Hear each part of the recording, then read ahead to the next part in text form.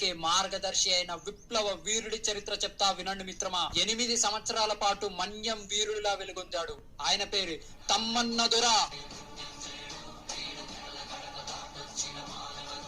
ఒక సాధారణమైన రైతు, గిరిజన యోధుడు, బ్రిటిష్ వాళ్ళకే గడగడలాడించిన విప్లవ యోధుడు, ద్వారబంధాల చంద్రయ్య దొర, అంబుల్ రెడ్డి, సాంబయ్య లాంటి వారితో ఒక సైన్యాన్నే ఏర్పాటు చేశాడు. ఒక్కసారి ఊహించండి మిత్రులారా, పల్లెటూరులో ఉండే వాళ్ళకి అర్థమవుతుంది. పశువులకి మేత వెయ్యాలంటే పన్ను, పాలు తీయాలంటే పన్ను, తేనె తీయాలంటే పన్ను, కళ్ళు గీయాలంటే పన్ను, కట్టెలు కొట్టాలంటే పన్ను, అసలు బ్రతకాలంటేనే పన్ను. ఇలా కొత్త అటవీ చట్టాల పేరిట బ్రిటిష్ వాళ్ళు ప్రజలను పీడించి దోచుకుంటున్న సమయంలో విప్లవ వీరుడై, వీర తిలకమై ఎగసిన క్రాంతికారుడే, గిరిజన యోధుడే తమ్మన్న దొర. రంపచోడవరం, తూర్పు కనుమల్లో, గోదావరి జిల్లాల్లో 8 సంవత్సరాల పాటు విప్లవ వీరుడిలా పోరాడారు బ్రిటిష్ కి అగేన్స్ట్ గా. అలాంటి విప్లవ వీరుడిని ఒకరోజు బ్రిటిష్ వాళ్ళు చాకచక్యంగా 1880 జూలై 25న హతమార్చారు. ఆయన దేహానికే మరణం ఉండొచ్చు గాని ఆయన ఆశయానికి కాదు.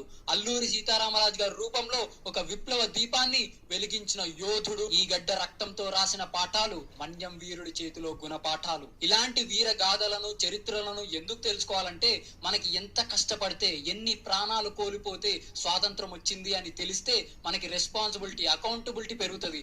What I have to contribute to the nation అనే క్లారిటీ వస్తుంది. గతంలో జరిగిన చరిత్ర ఇప్పుడెందుకు తవ్వితీస్తున్నాను కొంతమంది అడుగుతున్నారు. మిత్రమా, నీ గురించి నా గురించి వాళ్ళు ప్రాణార్పణ చేశారు.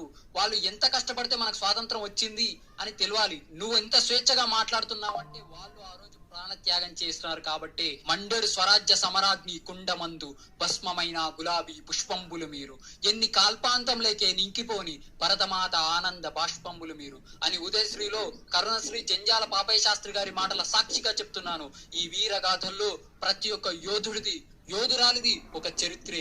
అలాంటి చరిత్రను వెతికి మీ ముందుకు తీసుకురావడానికి నేను సిద్ధంగా ఉన్నాను. చూసి తెలుసుకొని 10 మందికి షేర్ చేయడానికి మీరు సిద్ధంగా ఉంటే 10 మందికి షేర్ చేయండి. ఈ రీల్ ని మాత్రమే షేర్ చేయాల్సిన అవసరం లేదు.